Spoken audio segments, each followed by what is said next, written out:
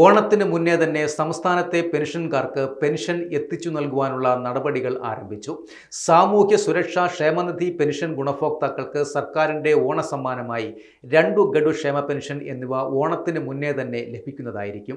ഇതിനായി 1679 കോടി അനുവദിച്ചതായി ധനകാര്യ വകുപ്പ് മന്ത്രി KN ബാലഗോപാൽ അറിയിച്ചിട്ടുണ്ട്. 62 ലക്ഷത്തോളം പേർക്കാണ് ഓണത്തിന് 3200 രൂപ വീതം ലഭിക്കുന്നത്.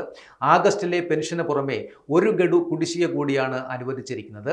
നാളെ മുതൽ പെൻഷൻ ഗുണഭോക്താക്കൾക്ക് ലഭിച്ചു തുടങ്ങും എന്നതാണ് വിവരം ലഭിച്ചിരിക്കുന്നത്. 26.62 ലക്ഷം പേരുടെ ബാങ്ക് അക്കൗണ്ടിൽ തുകയെത്തും. മറ്റുള്ളവർക്ക് സഹകരണ ബാങ്കുകൾ വഴി വീട്ടിലെത്തി പെൻഷൻ കൈമാറും.